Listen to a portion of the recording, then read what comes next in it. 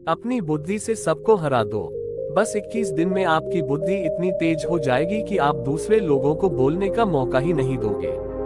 बस आपको गौतम बुद्ध ने बताए हैं। इन आदतों को अपने जीवन में अपनाना होगा।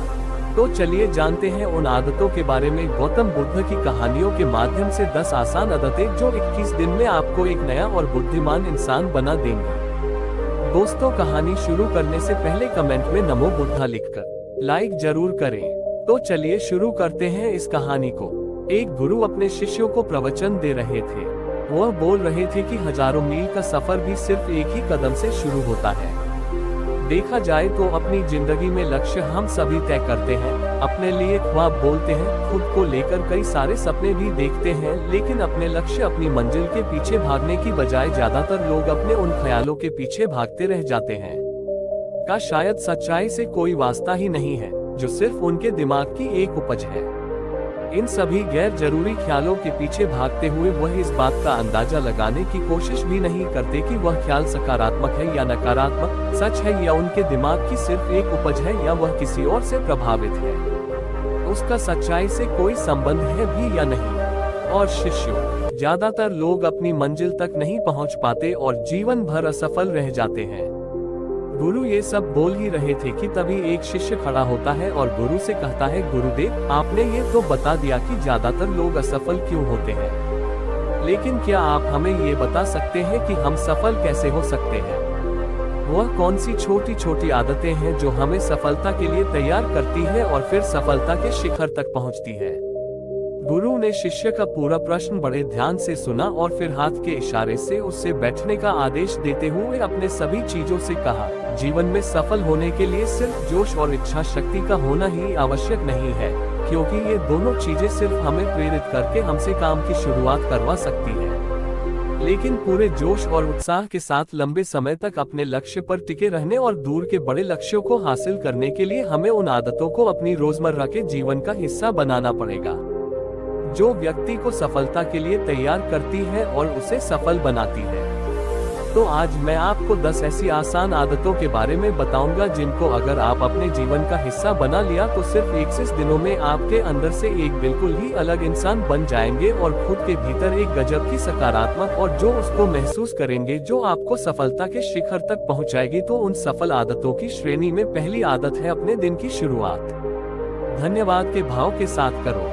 सुबह जैसे ही आपकी आंख खुले तो कुछ भी सोचने से पहले, कुछ भी करने से पहले, बिस्तर से उठने से पहले अपने दोनों हाथों को जोड़कर आसमान की तरफ देखते हुए जिसकी शक्ति पर आप विश्वास करते हैं, उसका अभियान करते हुए उन 3-4 चीजों को याद कीजिए जिसके लिए आपकी ईश्वर की उन 3-4 लोगों, चीजों या घटनाओं के लिए ईश्वर का आभार व्यक्त कीजिए जिनकी वजह से आपके जीवन में बेहतरीन आई है।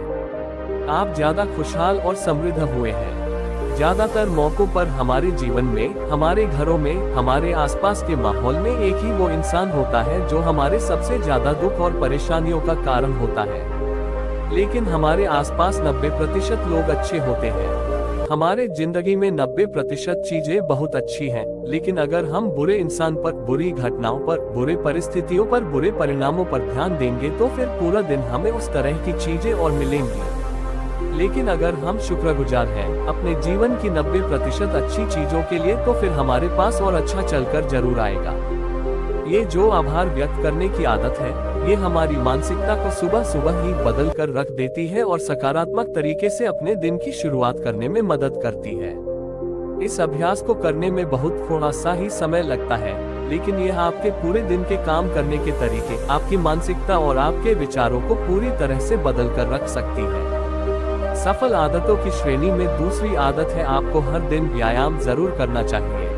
आप चाहे दौड़ लगाएं, कसरत करें, योगासन करें या फिर प्राणायाम, लेकिन आपको हर सुबह कोई ना कोई ऐसी क्रिया जरूर करनी है जिसमें आपके शरीर को मेहनत करनी पड़े, उसे पसीना बहाना पड़े। यह इंसानी शरीर बना ही मेहनत करने के लिए है। इसे हर समय आराम देने से यह निष्क्रिय, कमजोर और रोगाग्रस्त हो जाता है। व्यायाम करना न सिर्फ आपके शरीर को फायदा पहुंचाता है, बल्कि यह आपके दिमाग और आपके मानसिक क्षमताओं को बढ़ाने में भी कमाल करता है। रोज व्यायाम करने से आपका शरीर और मन मजबूत होता है। के अंदर एक अलग ही आत्मविश्वास और तेज का जन्म होता है जो आपकी सफलता की राह में आपके सहायक बनते हैं। सफल आदतों की श्रेणी में तीसरी आदत है लक्ष्य निर्धारित करो और अपने दिन को योजना के अनुसार चलाओ। रात में सोने से पहले ही अगले दिन के 3 सबसे महत्वपूर्ण कामों को निश्चित कर लो और उन्हें लिख लो। फिर उसी के अनुसार अपने पूरे दिन की योजना बनाओ और उस पर अमल करो। अगर कोई व्यक्ति योजना बनाकर अपने दिन की शुरुआत नहीं करता और कोई सभी काम कभी भी करता है, तो ऐसा व्यक्ति कभी भी अपने पूरे दिन का सदुपयोग नहीं कर सकता।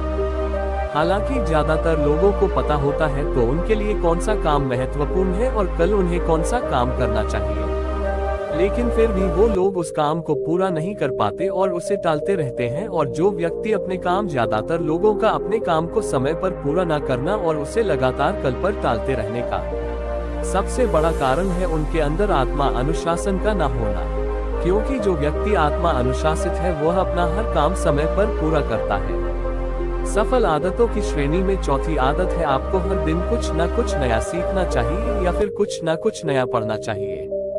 अगर आप अपना दिन का समय अपने लिए कुछ नया सीखने, पढ़ने या विकास के कामों में नहीं लगा रहे हैं, तो फिर आप चाहे कितनी ऊंचाइयों पर हो, कितने ही समझदार और बुद्धिमान हो, आप जिंदगी में हारने ही वाले हैं। आप नीचे गिरने ही वाले हैं। किसी बुद्धिमान व्यक्ति ने कहा है कि सीखना कभी बंद नहीं होना चाहिए, क्योंकि लगातार अभ्यास से ही व्यक्ति महान ऊंचाइयों को हासिल कर सकता है। सीखने का कोई भी तरीका हो सकता है, जैसे अच्छी किताबें पढ़ना, अपने क्षेत्र के सबसे सफल लोगों की बातें सुनना, रोज अपने काम का अभ्यास करना इत्यादि। अगर आपको दुनिया के 1% सफल लोगों में शामिल होना है तो लगातार सीखते रहने की आदत को अपने जीवन का अभिन्न हिस्सा बनाना ही पड़ेगा। सफल आदतों की श्रेणी में 5वीं आदत है कम खाओ और अच्छा खाओ। यहाँ अच्छा खाने से मतलब है संतुलित आहार, यानी ऐसा भोजन जो पोषक तत्वों से भरपूर हो और आपके शरीर को कोई नुकसान न पहुँचाए। देखा जाए तो भोजन हमारे शरीर के लिए औषधि है। भोजन शरीर के लिए सब कुछ है, क्योंकि शरीर को औषधि तो हम कभी कभार ही देते हैं, लेकिन इसे भोजन हर दिन देते हैं तो हमारा शरीर कैसा होगा। ये हमारे भोजन की गुणवत्ता और उसकी मात्रा निर्भर करता है, क्योंकि शरीर को चलाने वाले सारे पोषक तत्व भोजन से ही मिलते हैं। इसीलिए कोई ऐसा भोजन मत करो जिसमें कोई पोषक तत्व ना हो और जिसे पचाना हमारे शरीर के लिए बोझ बन जाए। ज्यादा तला भुना और बासी भोजन मत खाओ। 3 सफेद झरों से जितना हो सके उतनी दूरी बना लो। पहला सफेद झर है मैदा, चीनी और मैदा से तो हमारे शरीर को कोई भी पोषक तत्व नहीं मिलता और इन्हें पचाना भी शरीर के लिए बहुत मुश्किल होता है, इसलिए इनका सेवन कम से कम करो। भोजन मन भरने के लिए नहीं, पेट भरने के लिए करो। जब भूख लगी तभी भोजन करो। हमेशा अपनी भूख से थोड़ा सा कम खाओ। रात में जितना जल्दी हो सके उतना जल्दी भोजन करने का प्रयास करो। अपने आहार में जीवित भोजन जैसे फल, हरी सब्जियां, साबुत, सूखे मेवे भी इत्यादि का सेवन जरूर करो। सुबह उठते ही खाली पेट पानी पियो। भोजन करने से पहले पानी पियो, लेकिन भोजन करने के तुरंत बाद पानी कभी मत पियो। भोजन हमेशा शांत चित्त और प्रसन्न मन के साथ करो और भोजन ग्रहण करते समय उसका पूरा आनंद लो। हम जैसा अपने शरीर को भोजन देते हैं, ये उसी के अनुसार काम करने लगता है। इसीलिए अपने भोजन और उसकी गुणवत्ता का ध्यान रखो। सफल आदतों की श्रेणी में 6ठी आदत है उनके साथ हर दिन थोड़ा सा समय बिताओ।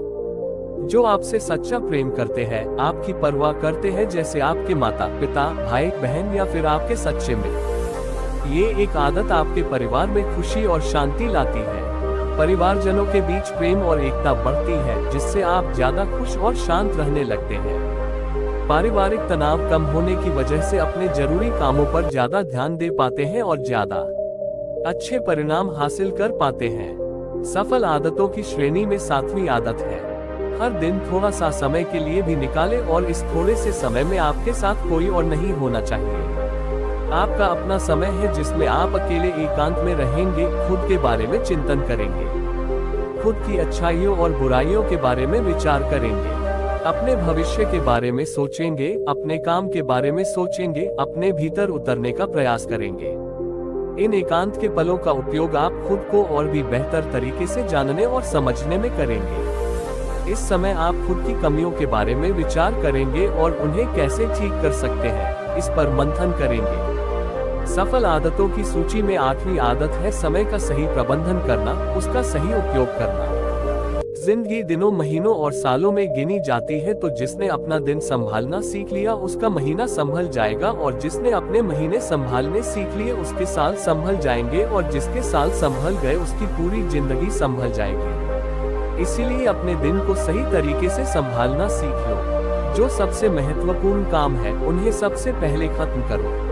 जिंदगी के किसी भी क्षेत्र में देख लो, घंटे तो सबके पास 24 ही होते हैं, लेकिन इन्हीं 24 घंटों में कुछ लोग कमाल कर जाते हैं।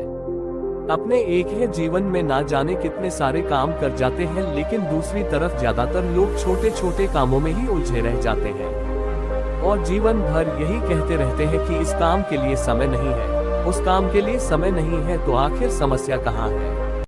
समस्या है अपने समय का सही प्रबंधन ना कर पाना। सफल आदतों की श्रेणी में 9 भी आदत है। रात में जल्दी सोए और सुबह जल्दी उठे।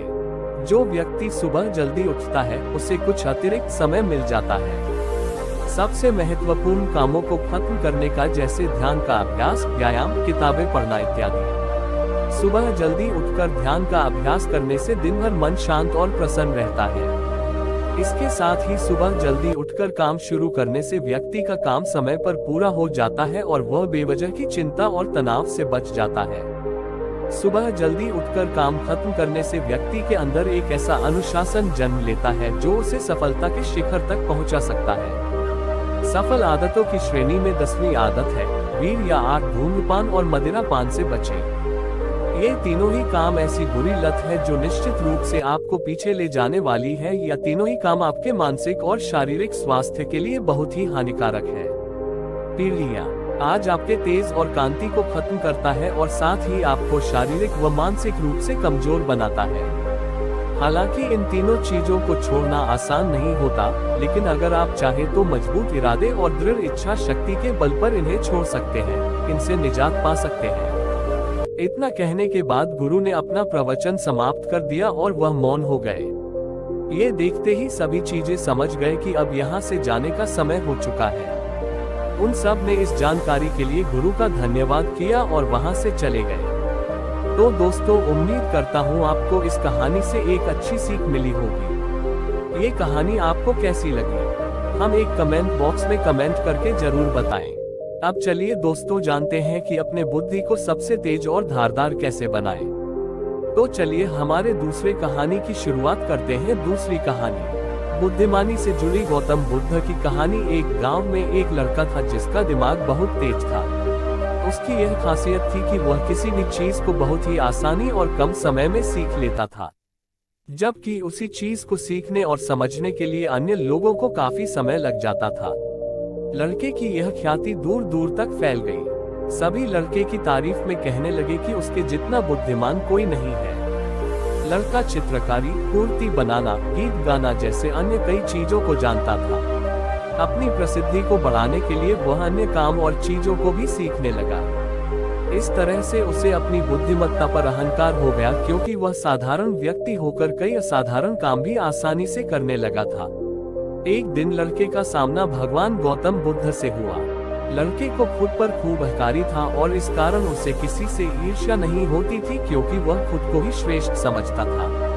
लेकिन पहली बार उसे गौतम बुद्ध को देख ईर्ष्या हुई और वह अपनी तुलना बुद्ध के साथ करने लगता है।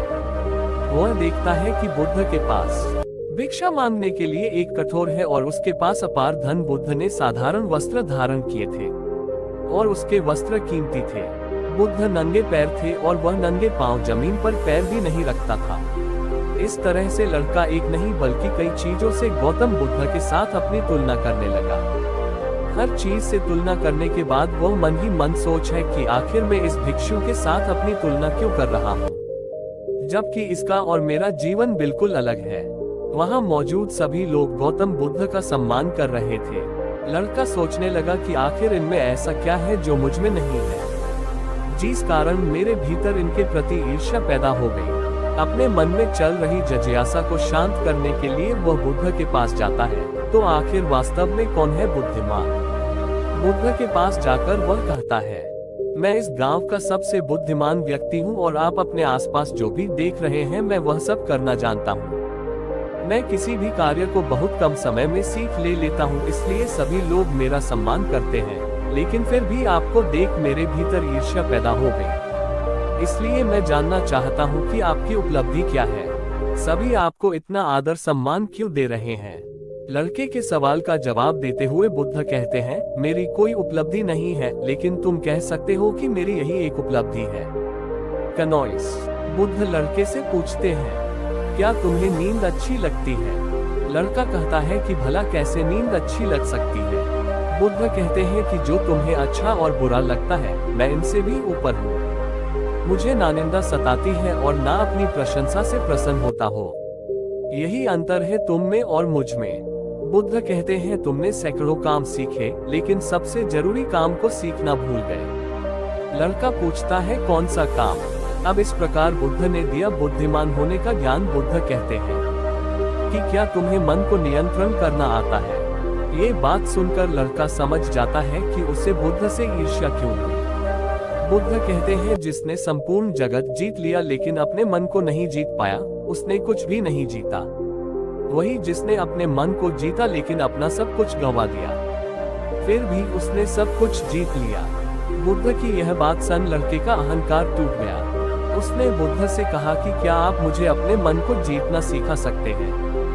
खुद कहते हैं, जरूर, लेकिन इसके लिए मैं तुम्हारी सभी उपलब्धियां छीन लूंगा। लड़का कहता है, मैं तैयार हूँ। इसके बाद से ही लड़का ध्यान लगाने लगता है, क्योंकि ध्यान से ही मन को वश में किया जा सकता है। तो दोस्तों, अब चलिए बढ़ते हैं हमारे तीसरी कहानी की तरफ। तीसरी कहानी, दिमाग की धार को कैसे तेज करें। लगभग हम सभी लोग जानते हैं और साइंस भी ये सिद्ध कर चुका है कि हम हमारे दिमाग का मैक्स 10% ही यूज कर पाते हैं, क्योंकि हम हर रोज कुछ ना कुछ नया कर रहे होते हैं। रोज पढ़ते हैं, नए नए खेल खेलते हैं और हमेशा एक्टिव रहते हैं।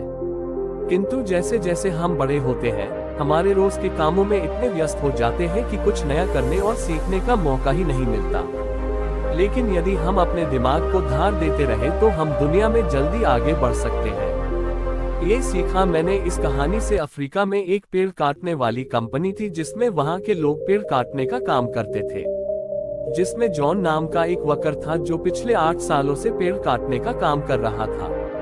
उसी कंपनी में एक बिल नाम का नया वर्कर लगता है और एक ही साल में उसकी सैलरी बढ़ जाती है और प्रमोशन भी मिल जाता है। ये बात जॉन को पता लगती है तो वह कंपनी के मैनेजर के पास जाता है और कहता है, सर, इस कंपनी में मेरे साथ अन्याय हो रहा है। मैनेजर बोलता है, नहीं जॉन, इस कंपनी को मैं मैनेज करता हूँ, ऐसा तो कुछ नहीं है। अगर तुम्हें कोई प्रॉब्लम है तो मुझे बताओ। जॉन बोलता है, सर, मैं पिछले 8 साल से काम कर रहा हूँ, लेकिन मेरा प्रमोशन नहीं हुआ और सैलरी भी वही है। लेकिन बिल, जो कि 1 साल पुराना ही है, उसकी सैलरी बढ़ गई और प्रमोशन भी हो गया, जबकि प्रमोशन तो मेरा होना चाहिए था। इसके बाद मैनेजर बोलता है, देखो, तुम बहुत ही ईमानदार और मेहनती हो, मैं ये बात मानता हूँ, लेकिन कंपनी के नियम के अनुसार जो ज्यादा पेड़ काटता है उसे ज्यादा सैलरी मिलती है और प्रमोशन भी जल्दी होता है। तुम पहले भी रोज 4 पेड़ काटते थे और अब भी 4 पेड़ ही काटते हो, लेकिन वो रोज 8 पेड़ काटता है, इसलिए उसे जल्दी प्रमोशन मिला। तुम भी रोज 8 पेड़ काटो, तुम्हें भी प्रमोशन मिल जाएगा। ये बात सुनकर जॉन लौट जाता है और रोज से ज्यादा मेहनत करता है और ज्यादा देर तक काम करता है। कुछ दिनों के बाद जॉन फिर मैनेजर के पास आता है और बोलता है, सर, मैं अब ज्यादा मेहनत कर रहा हूँ और ज्यादा समय तक काम करता हूँ, लेकिन ये बात तो तुम्हें बिल ही बता पाएगा। तुम बिल से जाकर पूछ लो। अगले दिन जॉन बिना संकोच किए बिल के पास जाता है और पूछता है कि तुम रोज 8 पेड़ कैसे काट लेते हो? मैं पूरी मेहनत करके भी सिर्फ 4 से 5 पेड़ ही काट पाता हूँ। तुम मुझे बता सकते हो कि तुम पेड़ कैसे काटते हो?